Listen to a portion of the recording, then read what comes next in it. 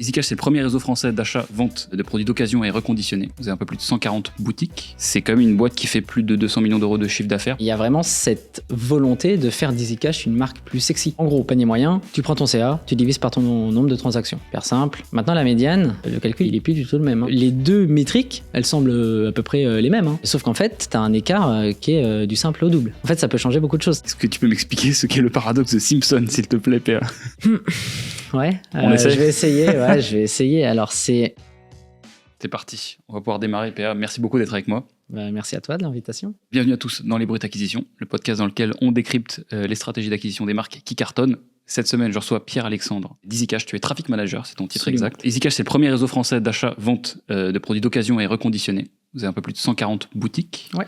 Si je dis pas de bêtises. Et donc, dans le catalogue, vous avez un certain nombre de produits. Vous avez des iPhones, des MacBooks, des consoles. Et donc, vous êtes présent globalement sur un certain nombre de catégories. J'ai noté smartphone, gaming, tech, culture, maroquinerie et bijoux. Et bien d'autres. Il y a marqué N more sur le site. Donc, mais j'imagine que c'est les grandes lignes de produits. Donc, EasyCash, c'est une entreprise à la base qui n'a pas une ADN e-commerce. Pas du tout.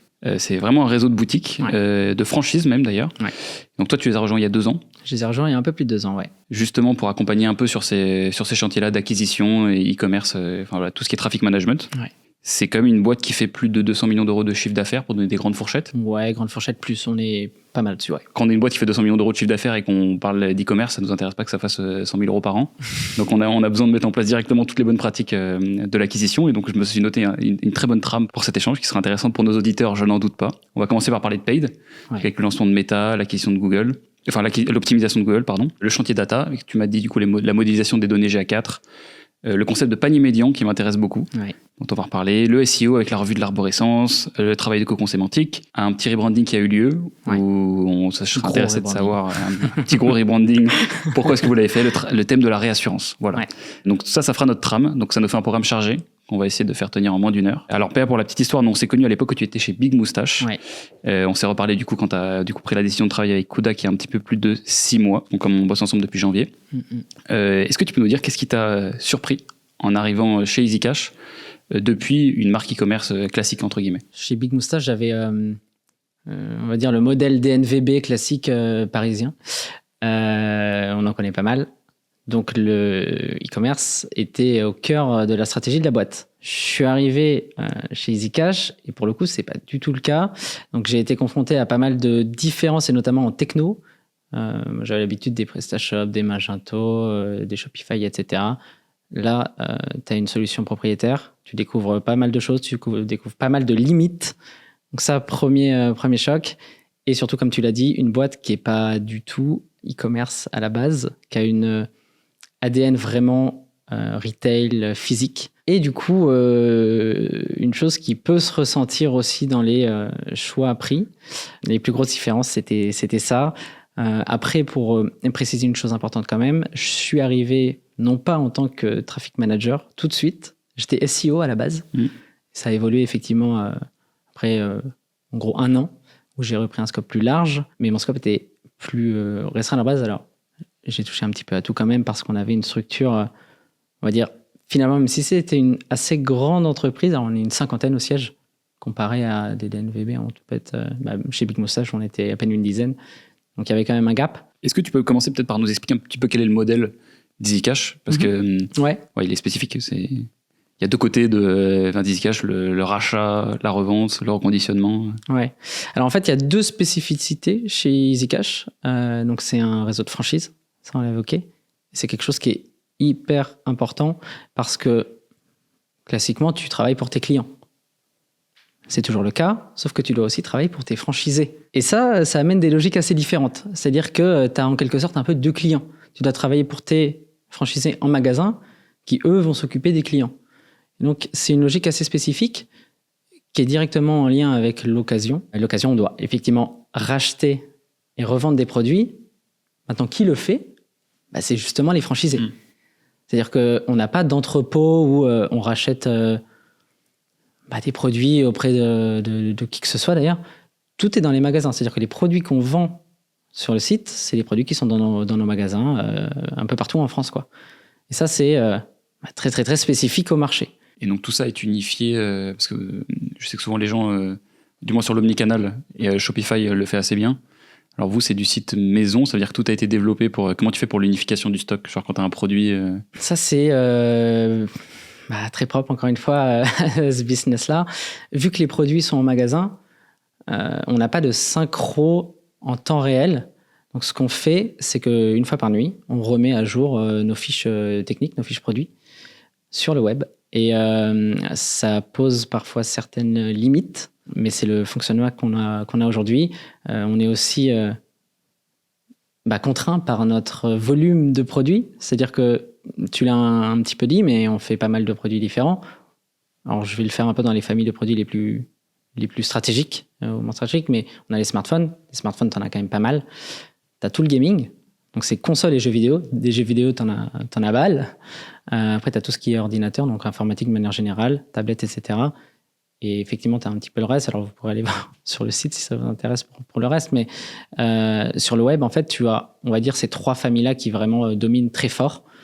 Et après, t'as un petit peu une tendance magasin où tu as des familles qui sont quasiment inexistantes sur le web. En magasin, c'est hyper fort, et je pense notamment à ce qu'on appelle le luxe, la bijouterie, la maroquinerie. Ok. Et donc, quand tu arrives, la partie e-commerce d'EasyCash, elle en est où en termes de... Alors, sans forcément de communiquer le revenu, en termes de niveau de développement et de maturité? Ouais. Alors, on fait déjà des beaux chiffres, mais tu vois qu'en termes de croissance, on est assez limité. Quand j'arrive, on fait du SEO. Je suis recruté pour ça, en acquisition, mais en ads, il y a finalement... pratiquement que le SIA. On fait quasiment que du Google Ads. Sachant que quand tu veux communiquer sur une image de marque, et nous c'était ça aussi l'objectif, quand je suis arrivé c'était énormément ce travail-là, c'est difficile. C'est-à-dire que tu apparais dans les résultats de Google, mais tu n'as aucun branding associé à ça. Donc la limite pour moi elle était vraiment là. Et quand je suis arrivé, même si j'étais recruté pour du SEO, c'est une des choses que j'ai essayé de pousser en premier, c'est du méta. Alors, en tout cas du social ads, méta, on sait que généralement tu commences par ça pour communiquer sur tout ton aspect de marque, quoi. Parce que vous étiez capé, du coup, vous n'arriviez plus à grossir plus vite avec le SEO SIA. En fait, c'est un peu compliqué. Disons que c'est surtout en termes de notoriété où tu es très très limité, parce que Google Ads, ça fonctionne très bien en convertisseur, on va dire. Mais sur du haut de funnel, c'est un peu plus compliqué. C'est-à-dire que pour vraiment faire découvrir ta proposition de valeur, il faut que ce soit bien fait sur ton site, mais sur la SERP Google, tu peux pas dire grand-chose, quoi. Et t'as pas eu trop de mal à faire passer ces raisonnements un peu moins héroïstes, du coup, en interne, quand t'es arrivé et que t'as dit on fait du social? En fait, tu sais qu'aujourd'hui, on le fait, donc c'est facile de le savoir aujourd'hui. Ouais. Mais c'est hyper héroïste. Après, c'est vrai que quand tu te lances dedans, tu dis, OK, effectivement, Google Ads, ça marche mieux que du social media. En fait, nous, ce qu'on voit, c'est que pas forcément, quoi. Vraiment, Meta fonctionne hyper bien. Après, je pense que c'est beaucoup lié à notre activité, où on a des produits qui sont sexy. On vend des iPhone 15, on vend des PS5, on vend les jeux, etc. Donc, c'est des produits qui sont très connus, pour lesquels il n'y a pas besoin de se battre. Maintenant, c'est pourquoi il faut se battre, c'est tout ce qui est réassurance. Et les prix, on les a aussi. C'est de l'occasion. Donc, par définition, les produits sont moins chers que tout ce qui est neuf. Donc vraiment, le travail, finalement, il est à faire sur tout cet aspect de branding, de réassurance, de proposition de valeur. Et c'est ça que tu travailles sur Meta, en fait. Ça m'intrigue un petit peu que, en fait, quand tu es arrivé, tu étais formel sur le fait que c'était un problème de notoriété aujourd'hui d'EasyCash, c'est-à-dire qu'il n'y avait pas... la brand était le facteur limitant pour la croissance e-commerce. Ouais, alors en fait... Il faut faire la distinction, je pense, entre notoriété. Alors, il y a un manque de notoriété, mais la notoriété et l'image de marque. C'est-à-dire que il y a des personnes qui connaissent EasyCash. Maintenant, qu'est-ce que ça signifie pour eux, EasyCash? Et vu que c'est une enseigne assez ancienne, et une enseigne, comme on l'a dit, magasin, je pense que quand tu penses EasyCash, tu penses à un magasin qui est à côté de chez toi. Parce qu'on en a un petit peu partout en France. Et les magasins, ils sont pas forcément hyper sexy. Alors, justement, c'est l'objectif de tout le rebranding. Et d'ailleurs, on a pas mal de magasins là qui sont en train d'être faits. Mais il y a vraiment cette volonté de faire d'EasyCash une marque plus sexy. Et ça, tu le fais par le visuel, par les messages. Donc, encore une fois, par le social. C'est-à-dire que sur Google Ads, à part mettre ton title, ta description, on a des iPhones qui sont moins chers, etc. Alors, on pousse quand même en avant tout ce qui est réassurance. Mais tu le pousses sur quelques lignes. Quand tu as un message méta impactant, c'est quand même autre chose, quoi. C'est d'ailleurs pour ça que tu payes le SIA au CPC et tout ce qui est social au CPM. Parce qu'on a une vitrine, en fait. Et c'est ça qui fait que même si tu cliques pas, même si tu n'achètes pas, notre objectif, c'est aussi que tu vois EasyCash et que tu aies en tête ce que c'est aujourd'hui, en fait. D'accord. Donc ça, quand t'es arrivé, le rebranding en était où ? En travaux. Okay. En travaux. Ouais. Alors, il s'est passé, avant que j'arrive, il s'est passé quand même pas mal de choses. Il y a eu c'est allé assez loin. Hein. Est-ce qu'on change de nom même ? Est-ce qu'on change le nom de la marque ? Est-ce que EasyCash, ça doit s'appeler EasyCash ? Parce que EasyCash, c'est quand même assez souvent confondu avec tous les concurrents. On peut les citer, hein, mais c'est Happy Cash, Cash Converters, Game Cash, etc. Tout ce qu'on appelle les cash, en fait. C'est vrai qu'il y a peut-être un côté, en fait, on se dirait, il y a un côté un peu cheap, tu vois, là-dedans. Et finalement, on s'est aperçu que la marque, elle avait quand même du poids, elle était quand même assez connue. Alors, encore une fois, il faut qu'on travaille la noto, on le sait. Et il y a des gros projets qui arrivent là-dessus. Mais ouais, on savait qu'il y avait du travail là-dessus. Maintenant, on s'est dit, OK, il y a quand même du monde qui nous connaît. On a quand même des clients qui sont des habitués, hein, des fidèles. On a défini que c'était pas la bonne strat de changer le nom. Maintenant, OK, on garde le bon nom. Qu'est-ce qu'on y associe, tout simplement ? Initialement, c'était EasyCash. C'est facile de faire du cash. Tu viens, tu revends tes produits, tu repars avec du cash. Pour le coup, c'est ça. Hein, le système, c'est que tu repars avec de l'argent, pas avec des bons d'achat. Ce que tu peux pas retrouver dans d'autres enseignes. Je pense par exemple au Carrefour et compagnie. Bref. Donc, tu repars avec du cash.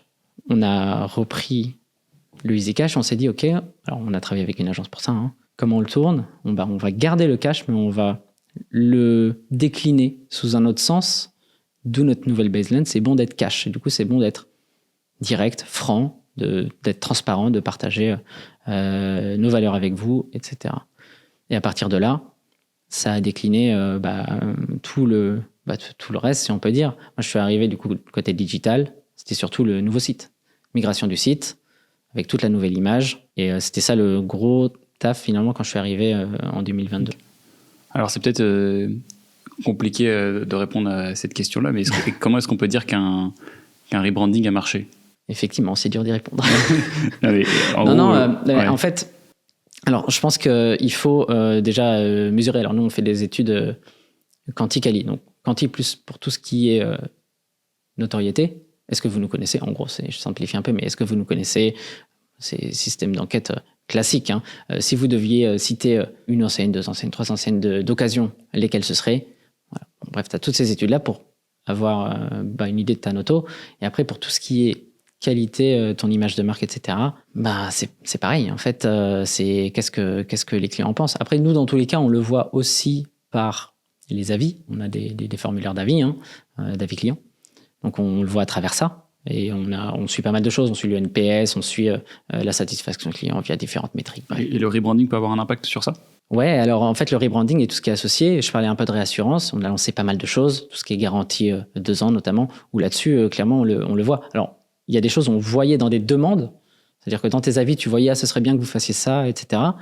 Maintenant, on voit ce qu'on a fait, et notamment la garantie 2 ans, qui est un vrai atout à cette nouvelle stratégie. Okay. Qui était une des façons de décliner la nouvelle brand, Ouais, alors en fait, l'objectif de la brand, ça, on l'a pas dit. Pourquoi on fait un rebranding ? Alors, je l'ai dit, pour rendre un peu plus sexy, etc. Mais bon, c'est quand même beaucoup d'investissement. Tu fais pas ça pour être sexy. On a un objectif. Alors, j'ai parlé des familles produits. Je dis, OK, on vend des smartphones, on vend du gaming. Qui achète ça ? Plutôt les jeunes. L'objectif aussi de ce rebranding, c'est de cibler la target plus jeune. On est sur du 15-35, on va dire, pour prendre assez large. Et en fait, historiquement, c'est pas notre persona. Donc l'objectif aussi, c'était beaucoup ça. Et encore une fois, se lancer sur les réseaux sociaux, c'est aussi ça, c'est toucher une cible qui est peut-être plus jeune. Il y a un projet, on verra où ça nous mène, mais un projet de se lancer sur TikTok, c'est aussi pour ça. C'est vraiment arriver à toucher une nouvelle cible qui est plus jeune, qui a des usages différents sur Internet. Et la stratégie, elle est aussi là. Ouais. D'accord, donc ça veut dire qu'en fait les anciens attributs de marque, donc à la fois le logo, les valeurs et la tagline, étaient un bloqueur dans le but d'aller toucher ce segment d'audience-là en particulier. Ouais. Ok. Ouais, en fait, ça, encore une fois, c'était défini à partir des études. Ouais.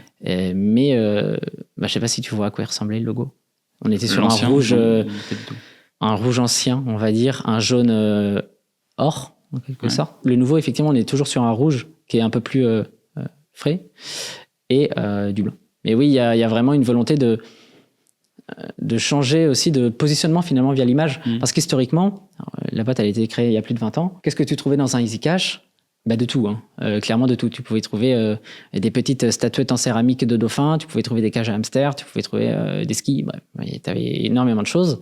Aujourd'hui, vraiment, nos familles, alors c'est celles qu'on présente sur le site, entre autres, et même en magasin, elles sont avec le nouveau concept bien présenté, bien clair.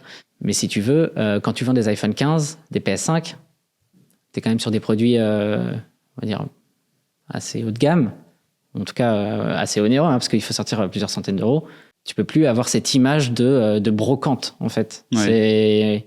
On vend des produits qui sont quali, parce que c'est ça aussi, la promesse, c'est qu'on vend de l'occasion, ok, on vend du reconditionné, mais c'est de la qualité, on vend des trucs qui fonctionnent, on les garantit parce qu'on sait qu'ils fonctionnent, etc. Donc ça, c'est aussi le fond du rebranding. C'est montrer qu'on est une enseigne d'occasion, mais on a des produits qui sont top, quoi. Et donc toi, tu as eu un impact, parce que du coup, tu as eu l'avant et tu as eu l'après, au moins un tout petit peu. Ouais, un petit peu l'avant. Un petit peu, sur les métriques d'acquisition client. Alors c'est compliqué, en fait, parce que l'historique, avant tout ce qui est refonte, etc., j'ai moins regardé, et surtout, il y a beaucoup de choses qui ont changé.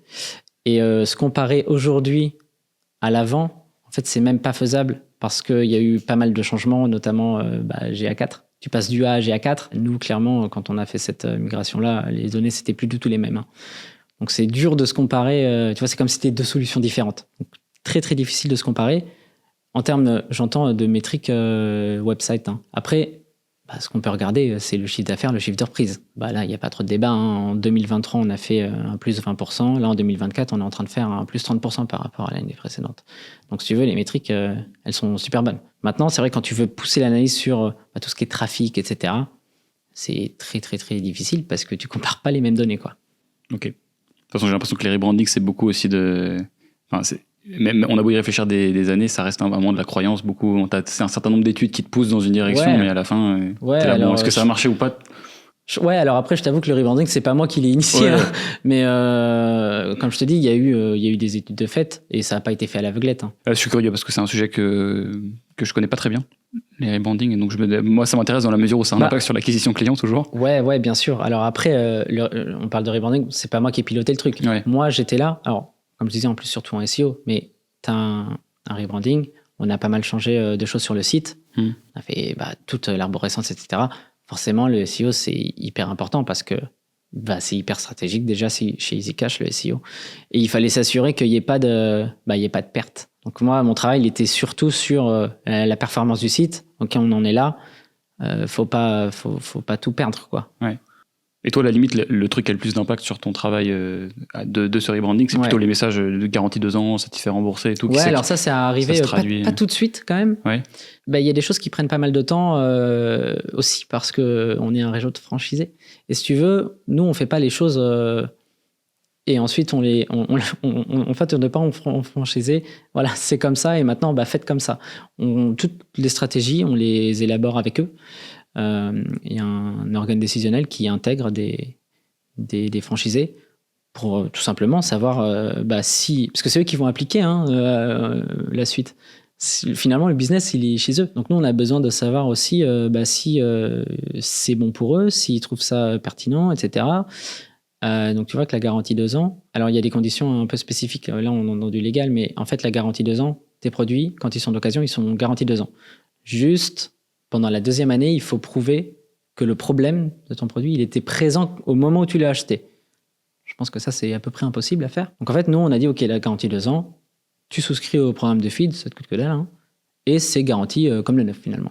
Donc quand tu as un problème avec ton smartphone, au moins tu peux revenir et on trouve une solution ensemble en mag ou sur le web, suivant où tu l'as acheté. Mais voilà, c'est ça cette promesse. Après, ça, c'est venu un peu après quand même parce que il faut travailler tout ça avec les franchisés. Ouais, d'accord. Tu vois, t'as des analyses d'impact. Qu'est-ce que ça va amener? C'est toujours ça. De toute façon, c'est de l'étude de données aussi. Hein. Mais qu'est-ce que ça va amener comme business? Qu'est-ce que ça va faire perdre, entre guillemets? Est-ce que ça va faire perdre? Et ensuite, c'est pour contre. On reste sur du business. Hein. Donc, ce qu'on veut faire, c'est effectivement que les clients soient contents, etc. Mais c'est aussi une question de chiffres. Ok. Parce qu'en gros, ce que tu as dans la balance, c'est combien va te coûter le fait de garantir tes produits versus ce que ça va te faire gagner en nouveaux clients qui vont... Et donc là-dessus, vous avez réussi à produire des chiffres qui vous ont permis de trancher que ça va faire gagner assez de nouveaux clients pour qu'on le mette en place. Ouais. D'accord. Et ces réseaux de franchisés, parce qu'il y en a... Alors sur les 140, c'est 100% des franchises? Non, on a à peu près une vingtaine de magasins d'assaut de succursales qui sont pas des franchisés. Comment vous interagissez avec eux? Parce que t'en as du coup 120, il y a des responsables, ils sont organisés par groupe. Tu vois, quand tu veux soumettre ce genre de choses-là à ce réseau? Ouais, alors en fait, comme je disais, il y a vraiment un organe décisionnel qui est... auquel on soumet les propositions. Alors il y a des responsables, c'est-à-dire ils sont représentés par un certain nombre de personnes. Ouais, c'est ça, il y a des franchisés dedans. Il y a des gens du siège, forcément. Et après, les décisions, elles sont prises en commun. Alors, avec études de données, parfois, avant de prendre une décision, il y a des tests, etc. Et le fait d'avoir aussi des magasins qui nous appartiennent, c'est pratique parce que justement, on peut faire des tests. Très bien. Écoute, on parlait d'SEO, du coup, je pense que ça s'emboîte assez bien avec la suite, là, du coup, après le rebranding. Toi, quels sont les enjeux SEO que tu as à gérer quand tu changes tout sur un site? Donc, il y a la migration. Enfin, tu peux nous expliquer un petit peu comment ça s'est passé? En fait, vu que le site, on a dû le retaper, moi, j'en ai profité pour l'optimiser au passage. Comme je te disais, l'objectif, c'était de ne pas tout perdre. Et maintenant, si on peut gagner, c'est mieux. Il y a quand même un gros travail là-dessus sur la catégorisation. Alors, d'autant plus que la catégorisation chez EasyCash, c'est un peu spécifique. Alors, comme je disais, nous, on n'est pas sur une solution e-commerce classique, on n'est pas sur un CMS, bref. Nos catégories, en fait, elles sont issues d'une recherche du moteur interne. C'est-à-dire que tu vas sélectionner dans ton moteur interne telle catégorie de produit, c'est un smartphone, par exemple. Puis ensuite, tu vas sélectionner la marque, Apple, et tu vas dire, OK, cette recherche, ça devient ma catégorie iPhone. Ça, c'est un truc qui n'avait pas été hyper abouti quand je suis arrivé. Donc moi, j'ai vraiment fait beaucoup de catégories supplémentaires. On a revu complètement la structure. Par exemple, les jeux vidéo, et les consoles même de manière générale, où on a tout décliné par grandes marques. C'est-à-dire qu'avant, tu avais les consoles de salon, les consoles portables, puis tu avais tout qui était regroupé là-dessous. Sauf que toi, en tant que client, cette catégorie, tu t'en fous. Toi, il te faut une catégorie PS4, il te faut une catégorie PS5, il te faut éventuellement une catégorie sur toutes les déclinaisons PS5 Slim, parce que tu sais à peu près ce que tu veux. Et donc, il te faut des univers mieux rangés. Donc, tout ça, ça a été un gros taf. Du coup, je me disais, donc en fait, ça veut dire que dans chaque catégorie, dans une catégorie PS5, tu as plein en fait, de produits. Et c'est ça en fait la finesse, parce qu'une personne peut se dire, si t'es Sony, il y a PS5, dans la catégorie, il y a un produit, la PS5. Vous, c'est pas du tout comme ça en fait. En fait, c'est segmentation de catégories où pour les consoles, par exemple, tu pars de consoles. T'as les le PlayStation, donc c'est Sony. T'as les PlayStation, là tu les trouves toutes. Ensuite, tu vas toujours plus précisément, tu as les PS5 et là tu choisis ton produit. Là où c'est intéressant, c'est aussi pour les smartphones, c'est la même chose. Tu as iPhone, donc la marque, le modèle, etc. Pour les jeux vidéo, ça marche de la même manière, bref. Donc tout ça, c'est quelque chose qu'on a retravaillé et on est allé plus loin sur à peu près tout l'ensemble des catégories. Donc et ça, tu as réussi à constater un résultat en fait, en SEO, généralement, tu es positionné sur plus de choses, sur des choses plus précises. Tu vas aller cibler alors ce qu'on appelle, quand tu vas vraiment dans de la précision, ce qu'on appelle la longue traîne. Donc, c'est des requêtes qui sont effectivement plus précises, moins recherchées, sur lesquelles il y a moins de concurrence, et des requêtes plus qualifiées, donc qui transforment mieux. Et là-dessus, gros gap entre l'avant et l'après. Okay. Et en fait, au-delà des positionnements, du trafic que ça peut ramener, c'est même la conversion. C'est-à-dire que tu présentes mieux ton offre, donc les personnes, tes clients, tes prospects, trouvent mieux ce qu'ils cherchent, ça convertit mieux. Il y a d'autres trucs que tu as mis en place? Il y a pas mal de choses, un truc où pareil on a vu vraiment, c'était le jour et la nuit, c'est l'arrivée des données structurées et surtout tout ce qui est données structurées à vie. Ça c'est en cours aussi. Il y a un gros manque aujourd'hui. En fait, je pense que beaucoup de monde verront le manque s'ils vont sur le site, mais on n'a pas d'avis produit parce que c'est un peu compliqué à gérer chez nous les avis produits. C'est-à-dire qui s'occuperait des avis produits? Est-ce que c'est les magasins? Est-ce que c'est le siège? C'est un budget aussi. Et on retombe toujours un peu là-dessus aussi, c'est qu'initialement, on est sur une logique plus de magasin. Donc en fait, le site, c'était plus, finalement, quand il avait été fait avant, c'était plus une plateforme qui te permettait de faire du web to store. Donc les avis qu'on a, c'est des avis magasins. Ça marche bien. Le gros taf qui a été fait, c'était de réutiliser ces avis magasins et d'en faire des avis plus ou moins produits, en tout cas qu'on pousse aujourd'hui sur les catégories. Là où il y a eu un avant et un après, c'est avec les données structurées. Du coup, moi j'ai mis ça pour récupérer les petites étoiles.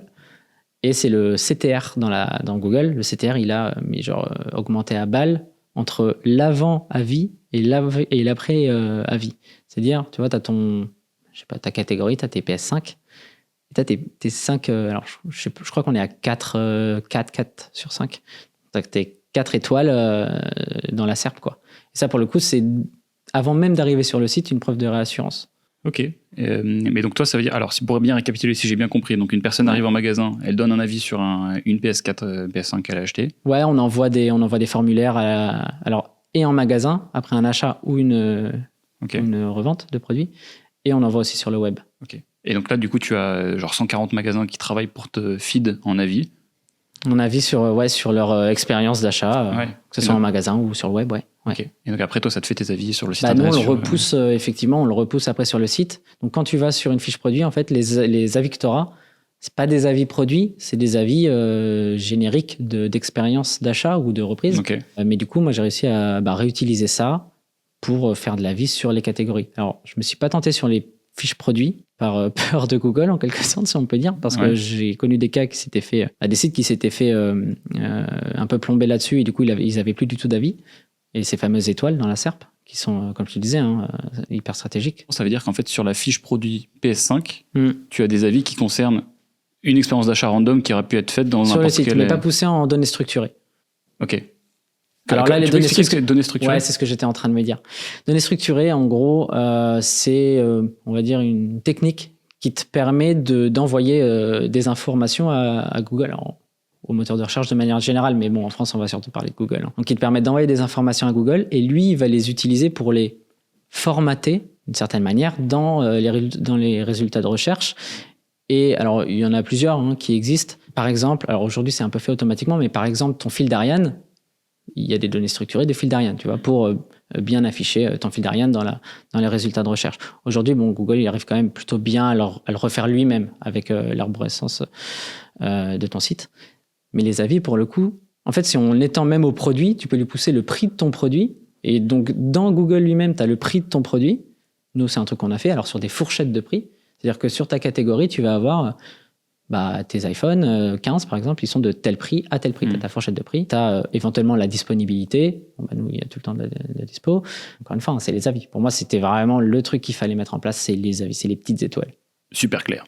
Magnifique. On continue du coup. Alors je pense que c'est le moment pour parler de data. Tu nous as un petit peu teasé tout ça avec le passage à GA4. Tu peux nous expliquer comment ça s'est fait. Et alors les KPI qui ont changé du coup dans le passage d'Universal Analytics à GA4, ce sont lesquels En fait, de manière générale, c'est-à-dire que... Alors, et ça, d'ailleurs, c'est une question aussi. De toute façon, tout le monde a dû faire la migration, parce que Universal Analytics, ça s'est arrêté. Alors, on a encore accès à l'historique des données, mais ça remonte plus rien. Mais en fait, le modèle de calcul entre les deux solutions, c'est plus le même. Et pour le coup, nous, ça a beaucoup changé la qualité des données, quoi. Est-ce que tu peux expliquer ce qui a changé dans le modèle de calcul ? C'est-à-dire que juste les sessions, tu vois, c'est une métrique de base. Combien de personnes passent sur le site ? Ça, c'est une métrique qui a beaucoup changé. Alors, il y a un truc qui a fait aussi qu'on a eu du changement, c'est que tu as le RGPD, où on s'est mis tout nickel en conformité, etc., où ça nous a fait perdre à peu près un tiers de la remontée des données. Donc ça, c'est quand on a fait vraiment la migration. Alors, au début, on l'a fait en parallèle, c'est-à-dire qu'on avait les données UA, on avait les données UA Universal Analytics, l'ancien logiciel, et on avait le GA4. Donc, on pouvait un peu comparer les deux. Maintenant, UA, ça n'existe plus.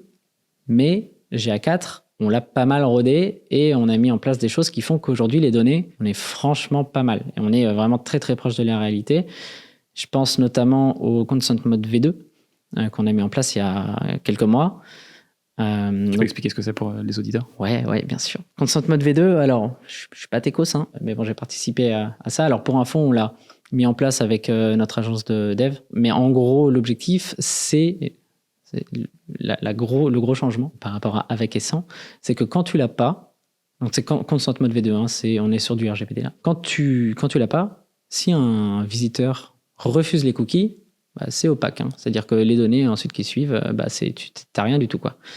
Consent Mode V2, ce que ça permet de faire, c'est d'envoyer un hit en disant cette personne-là a refusé les cookies. Ça paraît con, hein, mais ce truc-là, il change tout. Pourquoi il change tout ? Parce que dans GA4, tu as une option qui te permet d'activer la modélisation des données. Modélisation des données, c'est-à-dire qu'il va utiliser les données qu'il a. Donc nous, c'est à peu près 70% de données sur lesquelles il récupère tout. Il récupère les sessions, voilà, s'il y a eu un achat, etc., etc. Mais vu qu'il sait qu'il y a 30%, avec ce petit hit qu'il a envoyé, il sait qu'il y a 30% de données qu'il n'a pas, il va utiliser tout ce qu'il a pour combler ce qu'il n'a pas. Ça, c'est la modélisation des données qui est permise par le Consent Mode V2. Et là, en fait, on arrive à un 100% de données qui est modélisé, parce qu'on n'a que les 70, mais il modélise un 100%. Et avec ça, tu as toutes tes données de session, on parle souvent des sessions, parce que c'est un truc que tu ne peux pas avoir si tu n'as pas de solution de tracking sur ton site. Mais de sessions, et après même tout ce qui est chiffre d'affaires, etc., qui sont... Enfin, moi, j'étais assez bluffé. Alors, du coup, les sessions, tu n'as plus d'autres solutions, donc tu ne peux pas savoir à quel point c'est fiable. Moi, là où j'ai comparé, c'est sur les données de chiffre d'affaires. Parce que moi, les données de chiffre d'affaires, je les ai. On est en données propriétaires, je sais combien on fait. Et là-dessus, l'écart, il était... comme je disais, avant, on avait peut-être moins 30%. Donc, les fameux RGPD où on n'accepte pas les cookies. Avec cette modélisation, franchement, alors on n'est pas à pile poil, parce que c'est une modélisation, c'est impossible d'être pile poil. Mais on est franchement très, très, très proche. Super clair, merci pour l'explication. Je me suis noté aussi le passage en server-side pour l'acquise. Alors server-side, là, l'objectif, il était... Alors, il y a un sujet sur les cookies tiers. Donc là, on est vraiment sur les sujets tracking, effectivement, mais sujet cookies tiers où on s'attend à ce qu'un jour, il n'y en ait plus. Il s'est passé pas mal de choses, notamment avec iOS 14 il y a quelques temps déjà, mais tu as une durée de vie des cookies, etc., qui est limitée. Et l'objectif de passer en server-side, moi, initialement, c'était effectivement pour éviter de subir la suppression des cookies tiers et pour améliorer les performances des campagnes, aussi bien sur Google que sur Meta, quoi. C'est toujours l'enjeu de la donnée. L'enjeu de la donnée, c'est avoir la donnée la plus quali possible, sachant que Google et Meta, l'algo, il se base sur de la donnée. Donc, si tu arrives à leur proposer une donnée qui est exhaustive, qui est la meilleure possible, leur algo travaille mieux, tu obtiens de meilleurs résultats. Et pour le coup, l'avant et l'après, on l'a vu surtout sur Google Ads, quoi.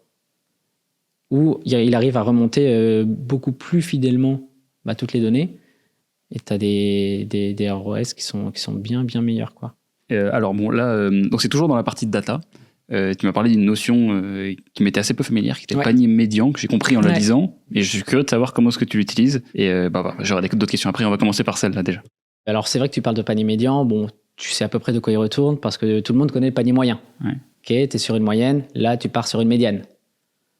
On va juste peut-être rappeler les deux concepts au cas où, mais la moyenne, c'est... alors, on va peut-être l'appliquer concrètement à ce que moi, j'ai fait.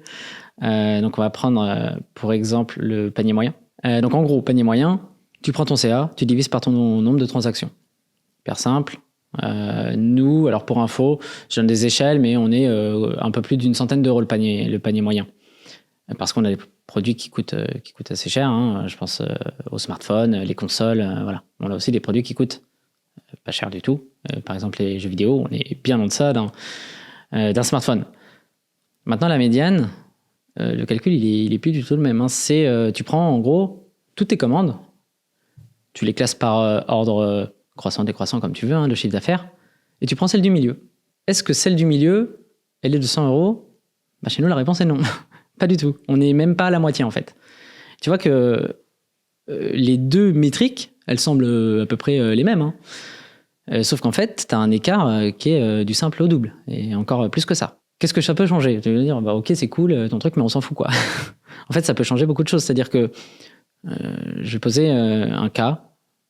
On va dire, nous, on en est revenu. On a proposé, à une époque, les frais de port offerts. Tu dis, ok, les frais de port, tu les offres. Mais tu les offres dans quelles conditions ? Généralement, tu prends ton panier moyen, tu mets un petit plus, et hop, tu les offres. Bon. Si ton panier moyen, il est de 100 euros, tu te dis, ok, on va les offrir à 120 euros. Est-ce que ça a du sens ? En vrai, non, pas du tout. Ton panier médian, lui, il est à, on va dire, une cinquantaine d'euros. Donc tu te dis, ok, tu vas le mettre à peut-être 60. Et ça a plus de sens.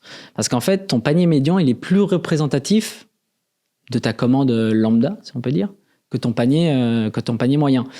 Pourquoi chez nous, c'est comme ça ? Comme je l'ai dit, en fait, tu as ton panier moyen qui est poussé par tous les produits qui coûtent cher. Tu vois, un iPhone, il va te coûter peut-être 500 €. Forcément, ça t'augmente ton panier moyen, tu vois. Et c'est ça qui fait que ça le tire vers plus de 100 €. Mais est-ce que ce que tu vends le plus, c'est des iPhones en termes de quantité de transactions? Bah non, chez nous, c'est plutôt des jeux vidéo. Tu dis, OK, un jeu vidéo, en moyenne, tu es à 15 € d'occasion, du coup. Donc, c'est vrai que ça peut paraître pas cher, mais chez nous, c'est comme ça. Et en fait, vu que tu vends plus de jeux, tu te dis que en fait, ce que tu vas pousser, c'est plus les personnes qui ont acheté peut-être 2 jeux, tu vois, qu'en ont pour 30 €, qu'en ont pour 40 €, 50 €. Et c'est eux que tu vas essayer de pousser à en prendre peut-être un de plus pour avoir les frais de port offerts. Voilà. Donc ça, c'est un truc qu'on avait mis en place, qu'on a retiré finalement parce que on s'est aperçu que dans le temps, ça avait assez peu de valeur d'offrir les frais de port. Ça nous coûtait beaucoup plus que ça nous rapportait. Ouais. C'est pas dit que on fasse pas. Attends, tu m'expliques comment c'est possible que ça fonctionne pas? Ouais, en fait, c'est-à-dire les frais de port, toi, tu les payes. Ouais. C'est à la charge de l'entreprise. Mais avec l'augmentation du panier moyen. Ouais. Il faut que ça augmente suffisamment. D'accord. Et vous n'avez pas réussi à le placer à une borne? En fait, ça a bien fonctionné au lancement, parce qu'on a, je pense, communiqué assez massivement dessus. Et finalement, ça s'est très vite essoufflé. Et finalement, c'est-à-dire que les gens ne faisaient pas grossir leur panier pas suffisamment pour combler, finalement, le coût que ça représentait, quoi. Et donc, finalement, en fait, tu prenais juste les gens qui avaient par défaut un panier moyen à plus de X €. Et eux prenaient juste une réduction, donc tu perdais de l'argent là-dessus. En fait, c'est, je pense, aussi lié, encore une fois, à l'activité. C'est-à-dire qu'on vend plein de produits différents. Tu vois, tous les gens qui achètent un smartphone, les frais de port, ils sont automatiquement offerts. En fait, ils n'ont pas cherché à augmenter le PM, tu vois, à augmenter leur panier. Ils ont direct, c'est offert un peu tout seul sans qu'il y ait d'effort de leur part. Et nous, l'objectif, c'était... ces petits paniers moyens, de les faire remonter. Et c'est vrai que ça a fonctionné pendant un certain temps, et en fait, très vite, non, quoi. Donc, finalement, ça nous coûtait plus que ça nous rapportait. Et bon, encore une fois, on sait que c'est intéressant d'offrir les frais de port. Même en tant que consommateur, tu vas essayer de les chercher souvent. Okay. Et chez nous, il s'est avéré que ça marchait plus, quoi. D'accord. Donc, en gros, si je récapitule, ça veut dire que finalement, ce code promo, enfin un code promo, disons-le comme ça, cette promo-là, a juste touché des gens qui avaient par défaut des paniers moyens qui étaient hauts, enfin qui étaient au-dessus de 50 €. Ça leur a offert à eux qui, de toute façon, auraient payé les frais de port. Exactement. Et ceux du dessous, ça n'a pas servi à les c'est ça. À les en fait, ça n'a pas permis d'augmenter finalement ce panier médian. Donc en fait, ça n'a pas permis d'augmenter le panier. En gros, pour simplifier, on en est là. C'est que, et d'où l'importance de faire la distinction entre le médian et le moyen.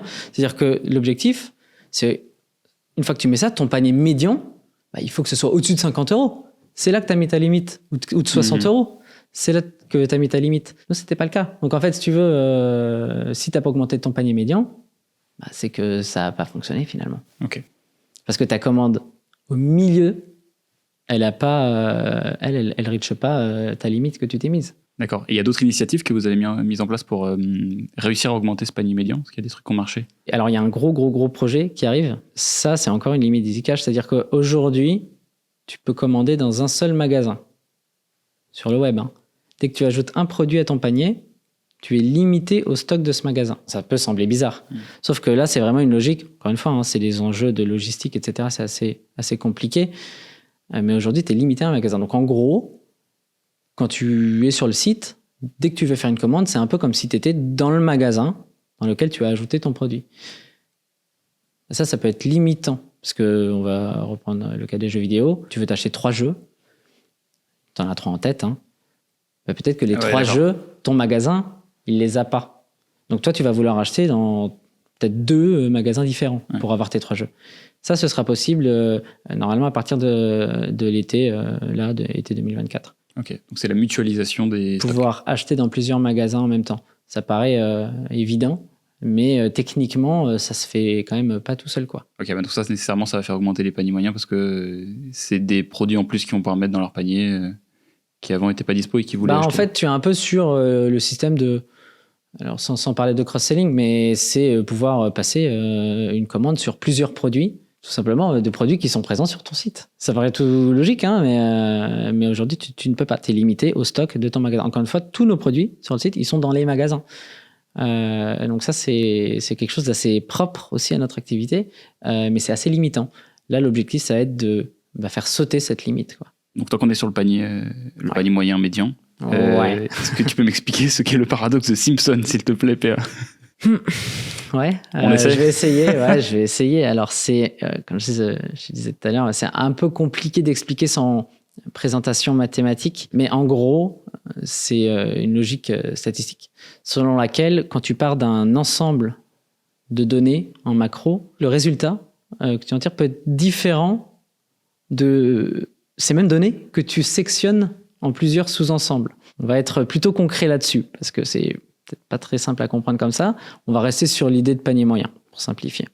Ton panier moyen, allez, ok, il est à 100 euros. Maintenant, alors, il est à 100 euros en janvier. En février, il est plus bas. Okay, donc, tu te dis, je vends des produits, mes produits sont moins chers. Tu vois, peut-être que tu dis, ok, on a... alors là, c'est assez vague, parce que tu sais pas trop ce qui s'est passé. Mais tu dis, en gros, on est moins bon, en fait. Ton PM, il baisse, tu peux être moins bon. Maintenant, ce qu'on peut faire, c'est sectionner. Alors, comment on le sectionne, ce PM? On peut le sectionner en catégories de produits. Comme je t'ai dit, chez nous, on a pas mal de catégories différentes. On l'a vu tout à l'heure. Un produit smartphone, il va être à peu près un peu plus de 300 euros.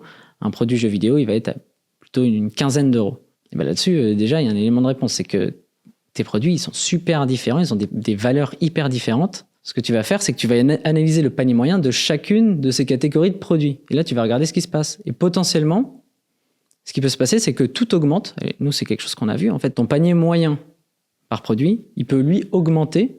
Et ton panier moyen global, il peut baisser. Alors, qu'est-ce qui se passe?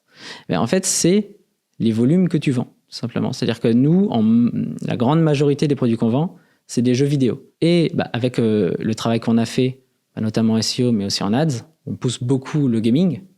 On vend plus de jeux vidéo. On vend pas mal plus de jeux vidéo qu'avant. Ce qui est bien, hein. Mais du coup, un jeu vidéo, j'ai dit, ça coûte beaucoup, beaucoup, beaucoup moins cher qu'un smartphone.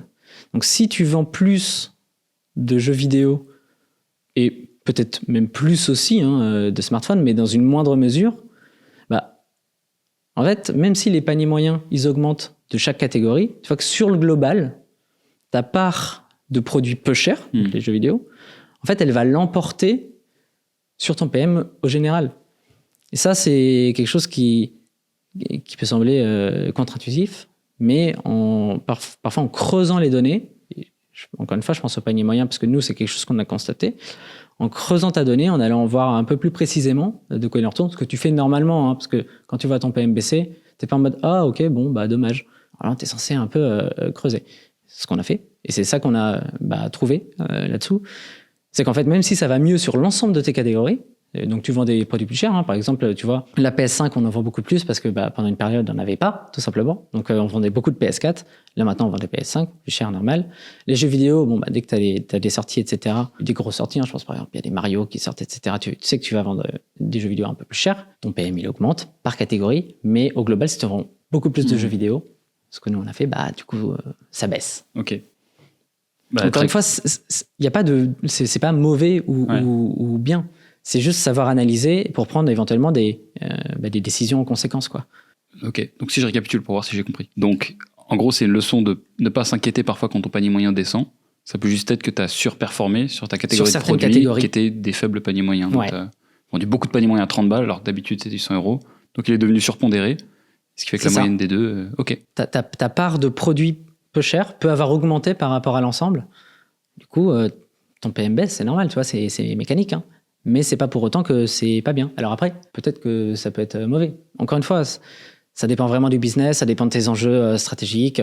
Voilà, nous, après, ça dépend aussi où est ta marge, hein. C'est-à-dire que nous, les produits jeux vidéo, c'est des produits, hein. Et puis, tu as énormément de possibilités sur la vente. C'est-à-dire qu'une console, a priori, tu vas la vendre une fois. Une fois que tu as vendu une console, des jeux, tu peux en vendre... peut-être pas une infinité, mais tu peux en vendre beaucoup, quoi. Il va y avoir un post LinkedIn qui va sortir bientôt sur le sujet, je le sens. Très intéressant comme métrique, parce que du coup, ça fait une bonne accroche, hein, pour expliquer qu'un panier moyen peut descendre et quand même tout est au vert. Superbe. On finit par parler d'acquise, un peu de paid, et après, je pense qu'on aura parlé de tous les sujets dont on voulait parler aujourd'hui. Peut-être que tu peux nous faire un petit récap sur où est-ce que...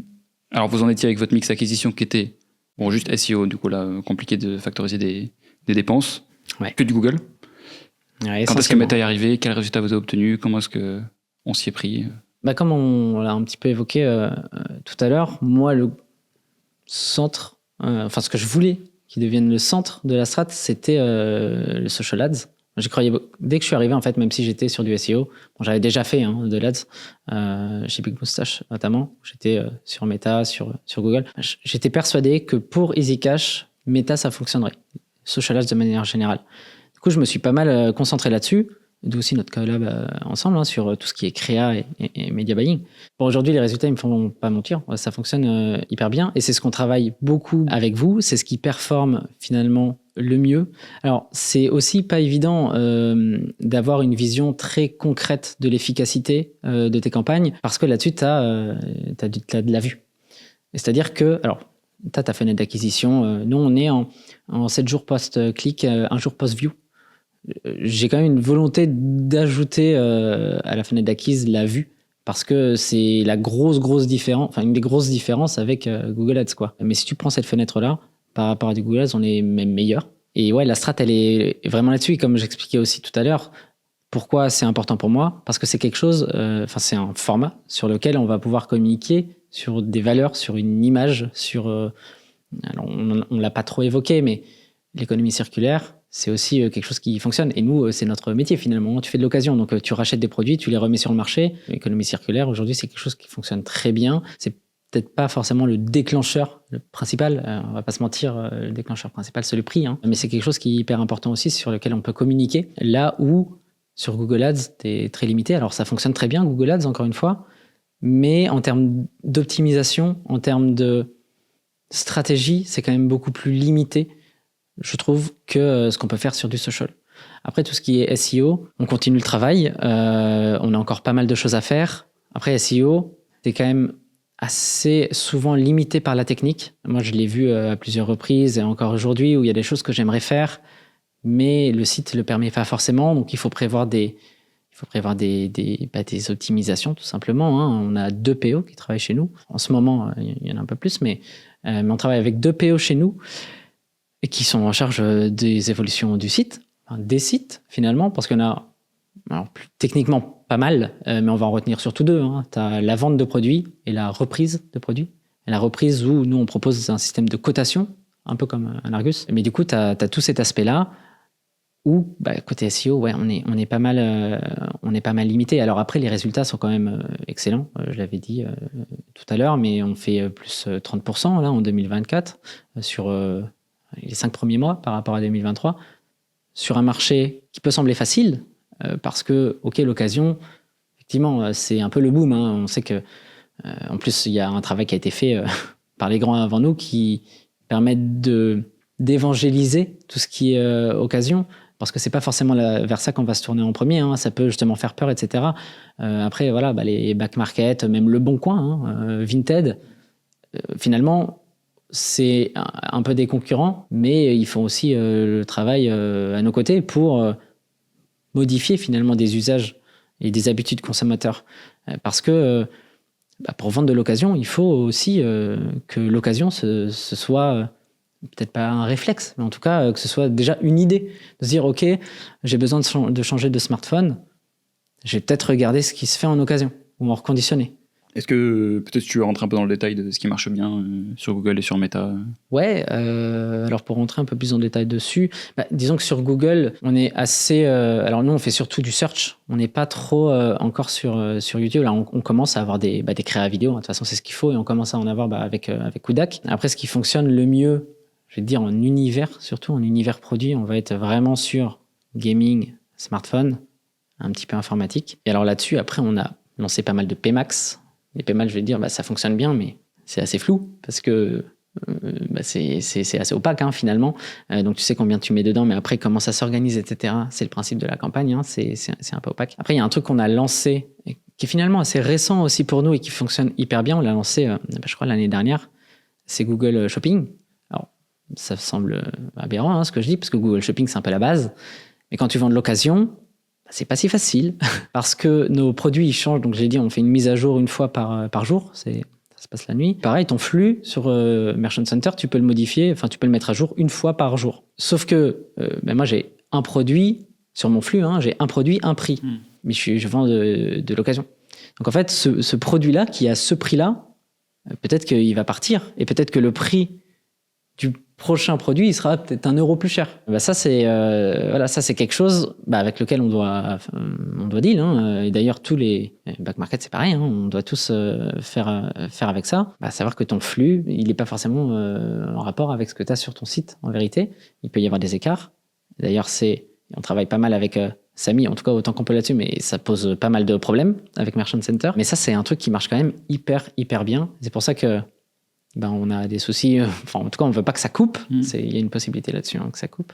Que Google te coupe le flux parce que ce que tu leur envoies, c'est pas la même chose que ce que eux voient sur ton site. Mais du coup, Google Shopping, c'est quelque chose d'hyper stratégique pour nous qu'on a mis en place l'année dernière et qui perf à balle sur les PMax, quoi. Donc pour te donner des insights sur Meta, qu'est-ce qui fonctionne bien ? En fait, on a testé différents messages avec Coralie, notamment. On a testé différents formats. Alors, on est encore en train d'itérer. De toute façon, c'est comme ça que ça fonctionne. C'est-à-dire que Meta, tu es sur de l'itération. Et c'est comme ça qu'on a commencé l'année dernière. Comme je te disais, on ne travaille pas avec Kudak.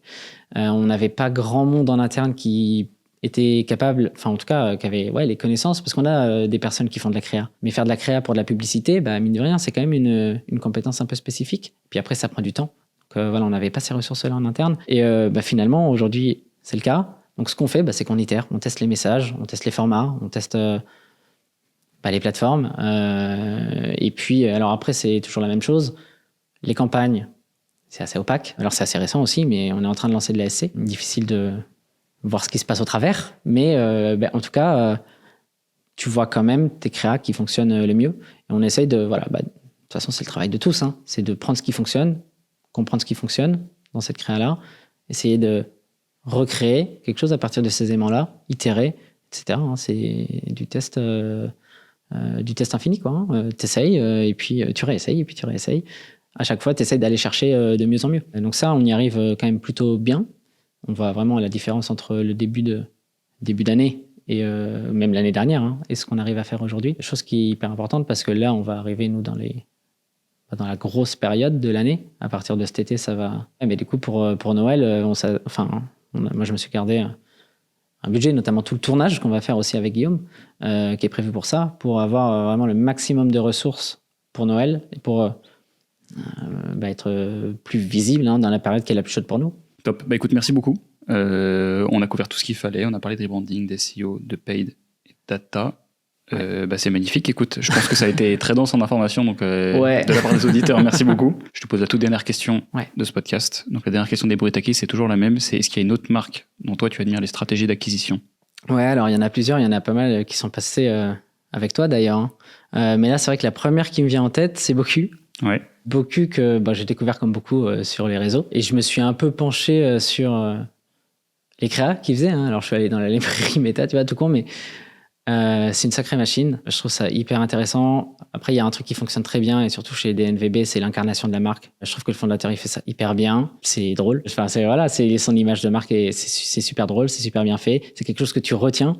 C'est un produit simple, mais que tu retiens. Et je trouve que ce qu'il a fait avec la marque, je me suis pas penché sur les chiffres, etc. Et je pense que ça marche très bien. Et je trouve que c'est un super modèle qu'il a réussi à créer. La bise à William, du coup, qui était là aussi à cette table il y a quelques temps. PA, merci beaucoup. Je vais te laisser tranquille. Je te remercie pour le temps que tu as accordé à nos auditeurs. Ouais. De t'être déplacé jusqu'à Versailles. Merci toujours, à toi. Et salut, je te donne rendez-vous. Depuis Bordeaux, oui, on précise. Me précise-t-il, c'est bon, je culpabilise. Et je donne rendez-vous aux auditeurs dans le prochain épisode des Brutakis. Salut.